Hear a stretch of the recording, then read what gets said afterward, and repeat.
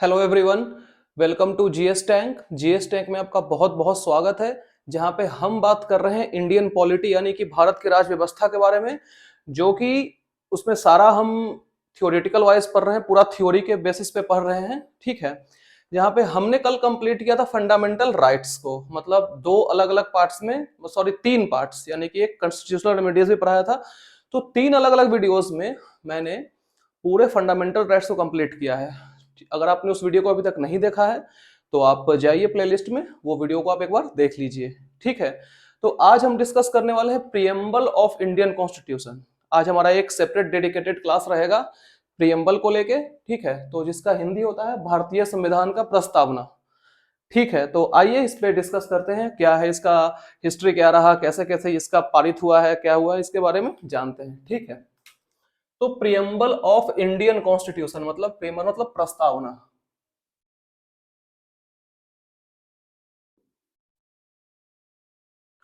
Preamble is the key और soul of Indian constitution. कहने का मतलब है कि जो प्रस्तावना है वो संविधान की कुंजी या फिर आत्मा है। ठीक है। और ये बात किसका कहा हुआ है? तो ये बात कहा हुआ है सुप्रीम कोर्ट का।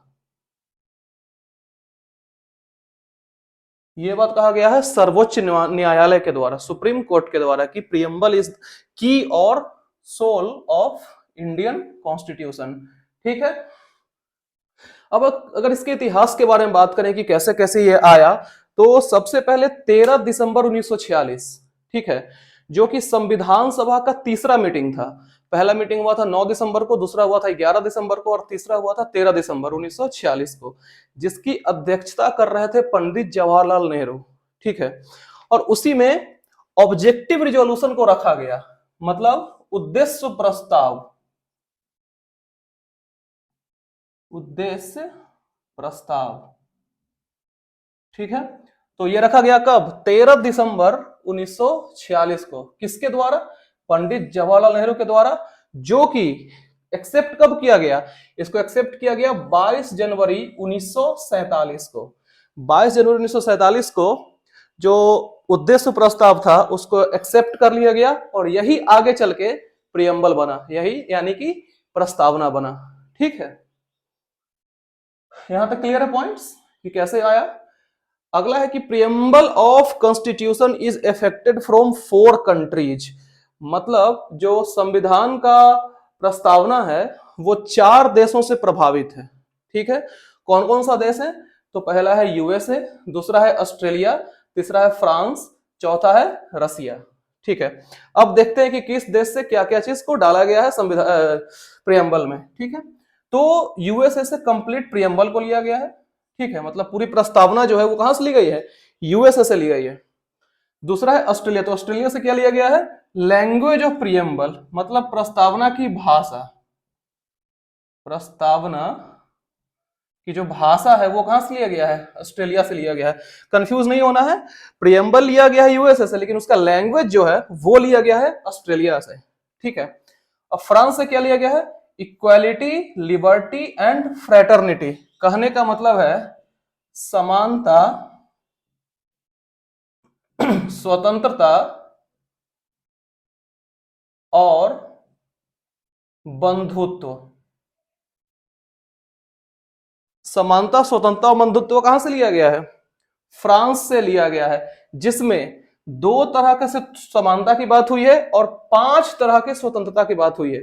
अगर समानता में 2 प्रकार की बात करें तो पहला है आपका प्रतिष्ठा की समानता और दूसरा है अवसर की समानता।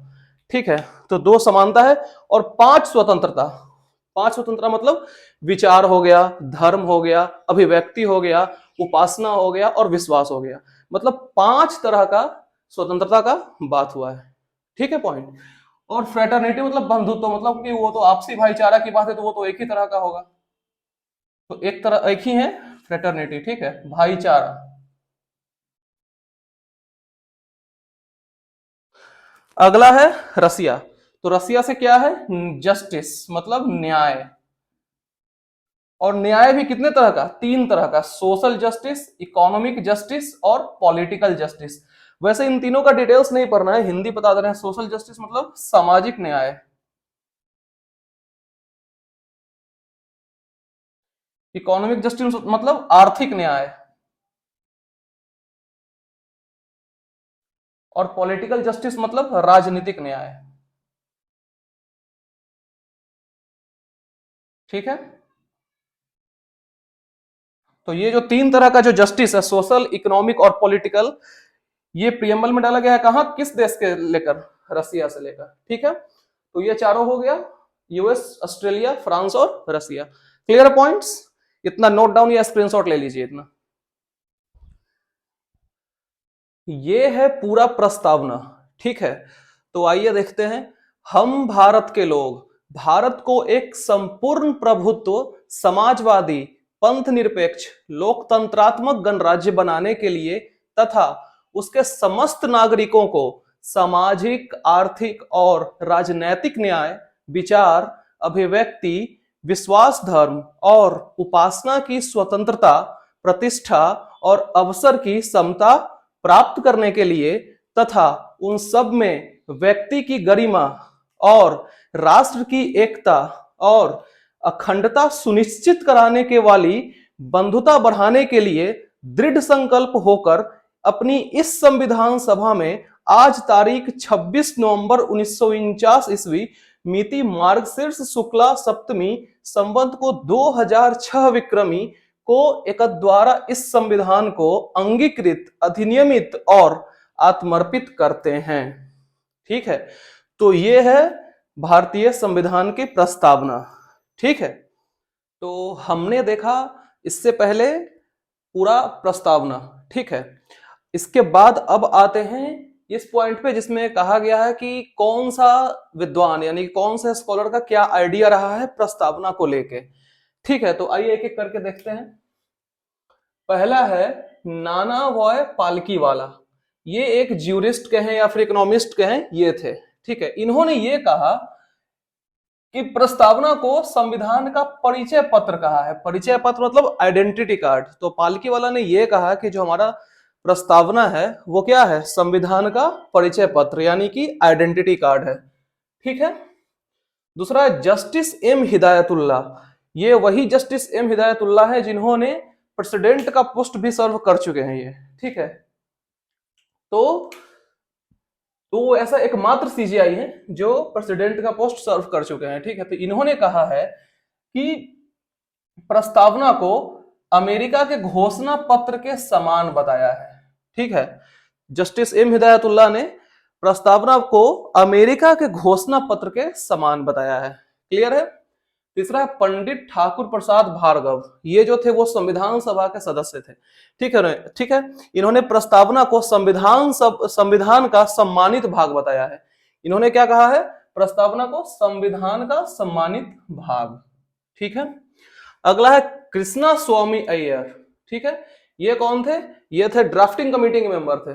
जब मैंने ड्राफ्टिंग कमेटी आपको पढ़ाया था तो उस मेंबर्स का नाम मैंने बताया था। ठीक है, तो ये वही है कृष्णा स्वामी अय्यर, ड्राफ्टिंग कमेटी के मेंबर, जिन्होंने कहा प्रस्तावना हमारे दीर्घकालीन सपनों का विचार है। ठीक है, प्रस्तावना हमारे दीर्घकालीन सपनों का विचार है। और लास्ट है के एम मुंशी। के एम मुंशी ने क्या कहा, प्रस्तावना हमारे संप्रभु लोकतांत्रिक गणराज्य का भविष्य फल है। क्लियर है। तो ये 5 अलग अलग विद्वानों ने अपनी अपनी राय रखी थी। किसके कॉन्टेक्स्ट में, प्रियम्बल के कॉन्टेक्स्ट में, प्रस्तावना के संदर्भ में। ठीक है, इससे कभी कभी क्वेश्चन बनता है, वैसे उतना इंपॉर्टेंट नहीं है लेकिन कभी कभी क्वेश्चन इससे पूछता है।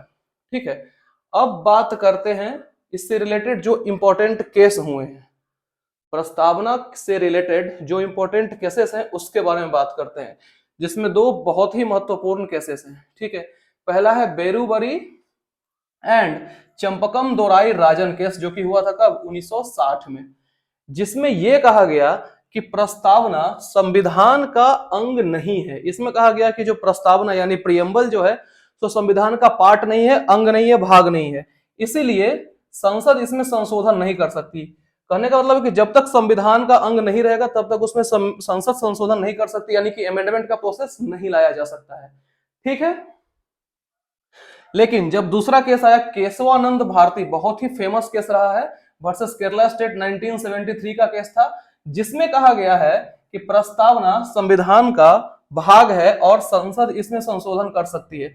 मतलब सुप्रीम कोर्ट ने 1973 में जो ये केस था इसमें कहा कि जो प्रस्तावना है यानी कि प्रियम्बल है वो संविधान का भाग है यानी कि संविधान का हिस्सा है और संसद इसमें संशोधन कर सकती है, लेकिन मूल ढांचा में कोई परिवर्तन नहीं किया जा सकता है। जो बेसिक स्ट्रक्चर है कॉन्स्टिट्यूशन का उसमें कोई चेंजेस नहीं किए जा सकते, उसमें कोई संशोधन नहीं किया जा सकता है। ठीक है, तो ये बात हो गया दो अलग अलग केस का जो कि रिलेट करता है किससे, प्रियम्बल से रिलेट करता है। ठीक है, तो इसको एक बार स्क्रीनशॉट या इसको नोट डाउन कर लीजिए। तो केशवानंद भारती केस जो कि 1973 का था, उसमें क्या हुआ कि संसद अपने फैसले को पलट दिया, जो 1960 में हुआ था वो उस फैसले को पलट दिया और ये कहा कि प्रस्तावना जो है सो संविधान का भाग है और संसद इसमें संशोधन कर सकती है। तो हुआ क्या कि प्रस्तावना में अब तक एक बार संशोधन हुआ है, मतलब अभी तक जो प्रियम्बल में जो अमेंडमेंट हुआ वो सिर्फ एक बार हुआ है। ठीक है, और वो किस अमेंडमेंट के थ्रू हुआ, 42nd कॉन्स्टिट्यूशनल अमेंडमेंट एक्ट 1976 के तहत ये हुआ है, जिसको मिनी कॉन्स्टिट्यूशन भी कहा जाता है। ठीक है, अब क्वेश्चन आता है ये किसके सिफारिश पे किया गया, तो ऑन द रिकमेंडेशन ऑफ सरदार स्वर्ण सिंह कमेटी, सरदार स्वर्ण सिंह कमेटी। तो ये जो 42nd CAA जो आया था वो किसके रिकमेंडेशन पे आया था, सरदार स्वर्ण सिंह कमेटी के सिफारिश पे आया था। और यदि आप सरदार स्वर्ण सिंह को नहीं जानते हैं तो हम आपको बता देते हैं, सरदार स्वर्ण सिंह उस समय के विदेश मंत्री थे। ठीक है, मिनिस्टर ऑफ एक्सटर्नल अफेयर थे 1976 के। कौन उस समय कौन थे, सरदार स्वर्ण सिंह, उन्हीं के सिफारिश पे ये लाया गया है। Clear point. और जो ये अमेंडमेंट हुआ इसके तहत 3 शब्द को जोड़ा गया जिसको बोलते हैं SSI। ठीक है, सोशलिस्ट, सेक्युलर और इंटीग्रिटी, यही तीनों यहां पे लिखा हुआ है। समाजवादी, धर्मनिरपेक्ष और अखंडता, 3 टर्म को जोड़ा गया है। क्लियर है पॉइंट्स। तो इतना तक पॉइंट्स क्लियर है पूरा। अब आते हैं कुछ और टॉपिक्स पे, मतलब जो कि रिलेट तो इसी से करता है लेकिन वो थोड़ा सा इंपॉर्टेंट है। ठीक है, जिसमें कहा गया है 4 एसेंशियल एलिमेंट्स ऑफ कंट्री।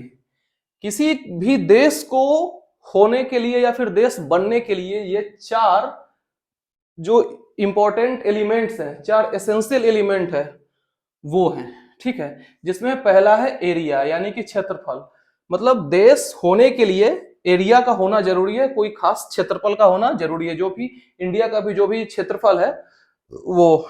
ठीक है, दूसरा है पॉपुलेशन, मतलब देश होने के लिए जनसंख्या होना भी जरूरी है, उसमें कुछ पॉपुलेशन होना चाहिए जैसे इंडिया में है। तीसरा है गवर्नमेंट, मतलब सरकार या बोले तो शासन। ठीक है, तो शासन है भारत में जो 2 तरीके का होता है। अगर देखा जाए 2 तरह से है, तरीका तो इसका 5 है, लेकिन इसमें अगर 2 चीज का बात करते, एक होता है head of executive, union level पे हेड ऑफ एग्जीक्यूटिव, और एक होता है रियल हेड ऑफ एग्जीक्यूटिव।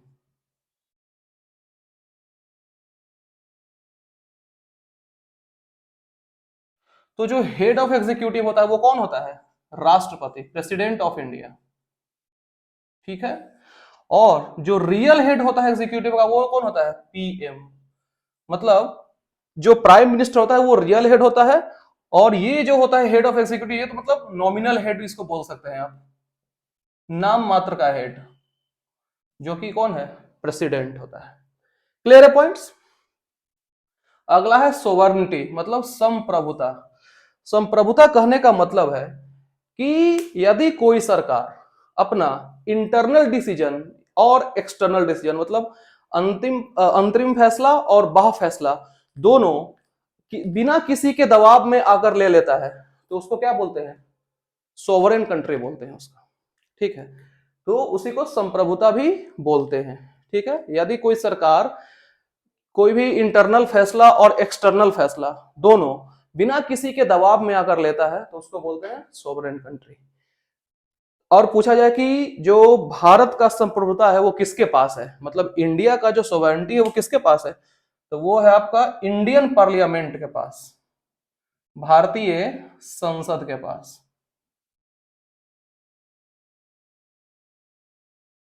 ठीक है, क्लियर है इतना पॉइंट?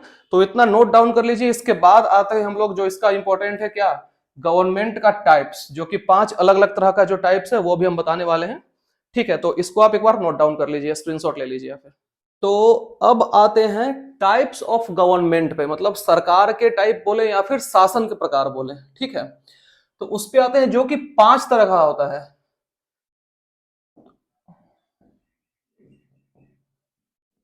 ठीक है, पहला है मोनार्की, जिसको क्या बोलते हैं, राजतंत्र बोलते हैं। ठीक है, मोनार्की हो गया, इसमें डिक्टेटरशिप है।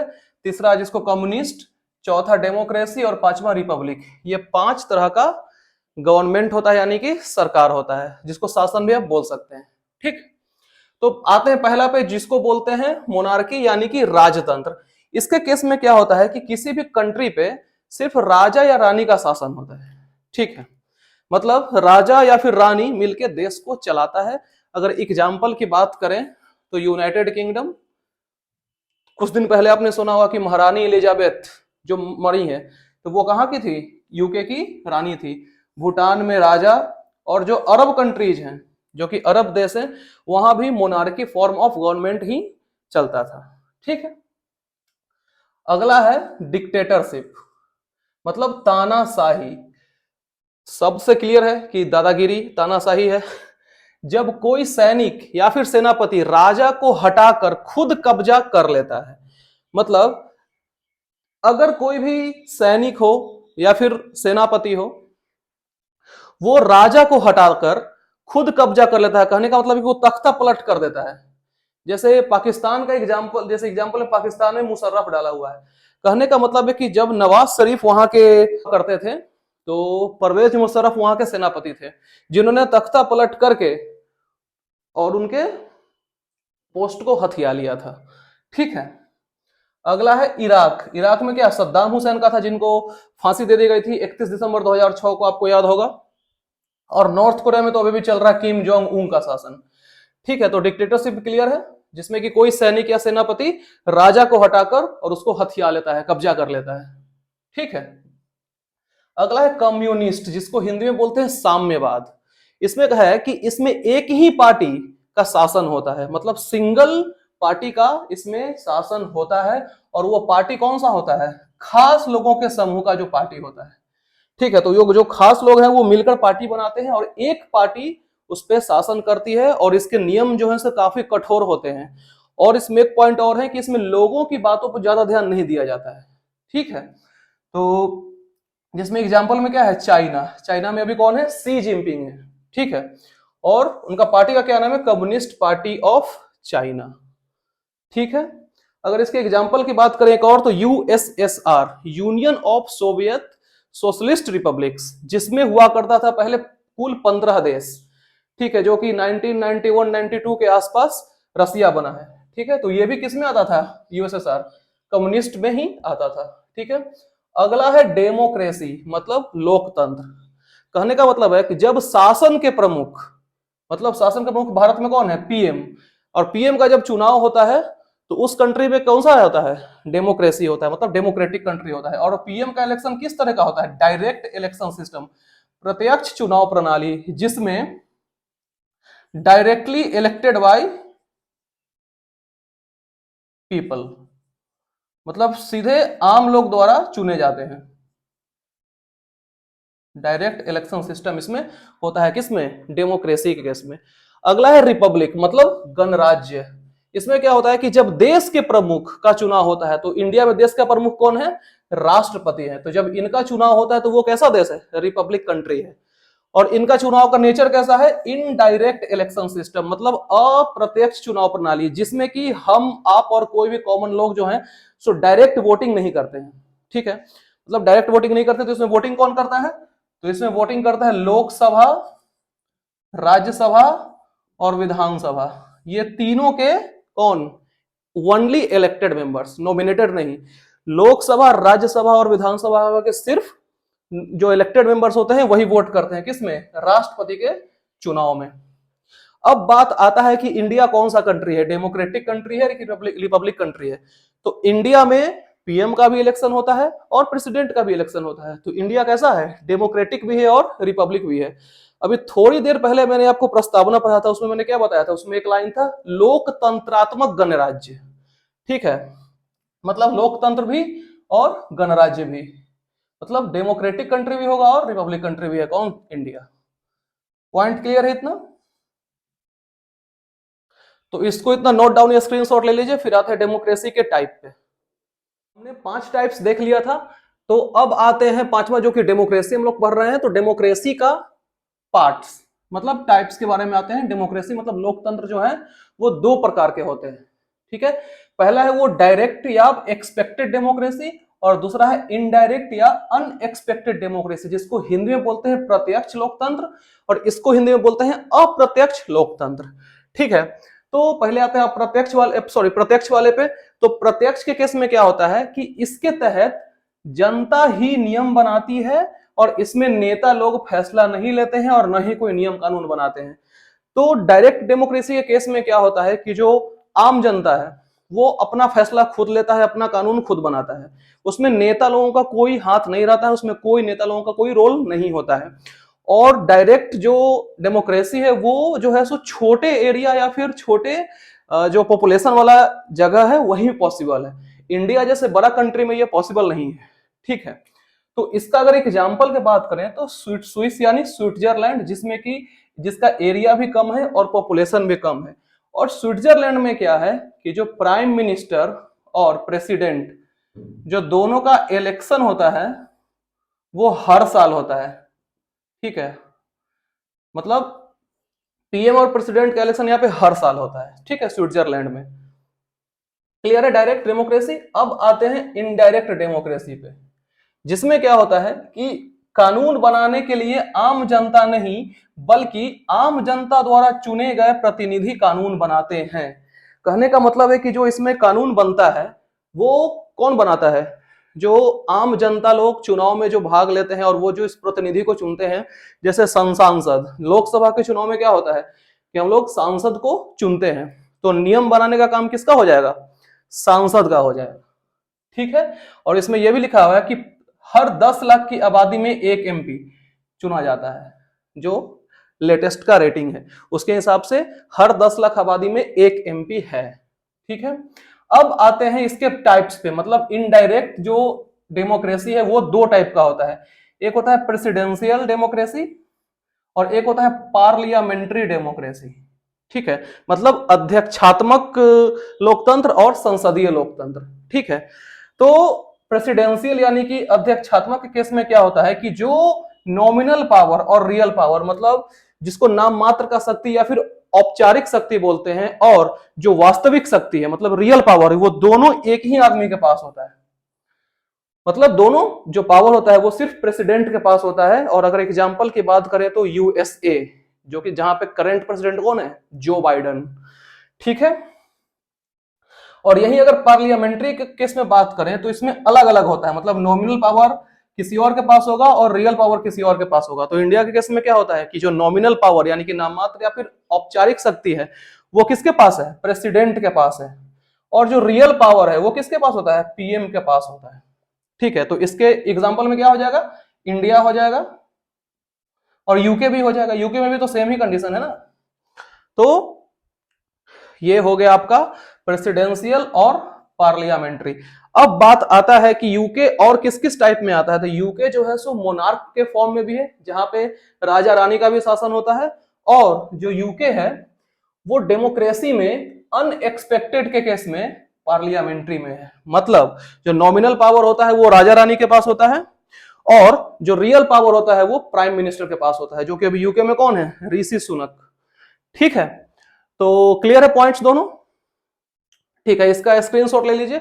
फिर हम लोग बात करेंगे पिलर्स ऑफ डेमोक्रेसी पे। करते हैं पिलर्स ऑफ डेमोक्रेसी पे, मतलब जो लोकतंत्र के जो स्तंभ होते हैं उन पे बात करते हैं। ठीक है, तो जो डेमोक्रेसी उसके टोटल कितने स्तंभ होते हैं, 4 स्तंभ होते हैं। मतलब पहला जो है सो क्या है, लेजिस्लेटिव, एग्जीक्यूटिव, जुडिशियरी और मीडिया। कहने का मतलब है विधायिका, कार्यपालिका, न्यायपालिका और पत्रकारिता। ठीक है, आइए देखते हैं कि चारों होता क्या क्या है। तो अगर आसान भाषा में देखें तो विधायिका क्या है, इनका काम जो होता है सो सिर्फ कानून बनाना होता है। ठीक है, मतलब अगर यूनियन लेवल पे बात करें तो संसद में बैठ के कानून बन रहा है। ठीक है, अगर स्टेट लेवल पे बात करें तो विधानमंडल में कानून बनाया जाता है। ठीक है, तो जो एमपी होता है, जो संसद होता है, उसका काम क्या होता है, यूनियन में, मतलब कि जो पार्लियामेंट जो होता है तो यूनियन लेवल पे होता है। ठीक है, और जो एमएलए होता है वो स्टेट लेवल पे कानून बनाता है। ठीक है, तो सिंपली इसका यही काम है कि बस कानून को बना देना। ठीक है, अब आते हैं कार्यपालिका में। तो इसका काम है कि जो कानून लेजिस्लेटिव यानी विधायिका जो बनाया है उस कानून को जनता तक लागू करना होता है।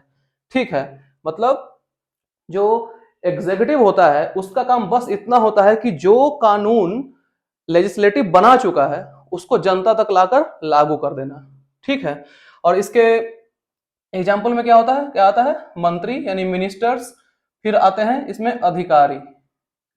ठीक है, तो अब जगह जगह पे देखते हैं कि जो अधिकारी का जो पद होता है, अधिकारी बोले या फिर इसके नीचे जो आता है पदाधिकारी, तो इस सब का काम क्या होता है, बनाए गए कानून को इंप्लीमेंट करना, लागू करना। ठीक है, अगला है ज्यूडिशियरी। इसके केस में क्या होता है कि अगर कोई कानून लागू किया गया, जो लेजिस्लेटिव कानून बनाया, एग्जीक्यूटिव लागू कर दिया, और ज्यूडिशियरी क्या करता है कि जो लागू किया गया कानून जो होता है वो अगर कोई जनता या फिर कोई भी है जो नहीं मान रहा है तो उसको क्या करता है, वो सजा देता है। ठीक है, मतलब सिंपली ये काम है इसका कि अगर कोई कानून का उल्लंघन कर रहा है, कानून नहीं मान रहा है, कोई नया चीज कुछ बनाया गया कानून और उसको नहीं मान रहा है, तो वो उसको सजा देने का काम किसका है, जुडिशियल यानी न्यायपालिका का है। कोर्ट मतलब न्यायालय का है ये काम है। इसमें क्या क्या हो सकता है, सुप्रीम कोर्ट आता है, हाई कोर्ट आता है, सिविल कोर्ट आता है, जो भी कोर्ट है वो सब है। ठीक है, अगला क्या है लास्ट, जो कि है मीडिया। इसको one of the important pillar माना जाता है, और वो इसलिए माना जाता है क्योंकि इसमें कहा गया कि तीनों पिलर्स में से किसी में अगर गलत काम हुआ है तो उसमें जनता तक लाने का काम मीडिया का है। मतलब ऐसा कोई काम हुआ, ऐसा कोई गलत काम हो गया जो लेजिस्लेटिव पार्ट में, एग्जीक्यूटिव पार्ट में या जुडिशियरी पार्ट में, जिससे जनता रूबरू नहीं है, तो मीडिया का काम है उसको एक्सपोज करने का।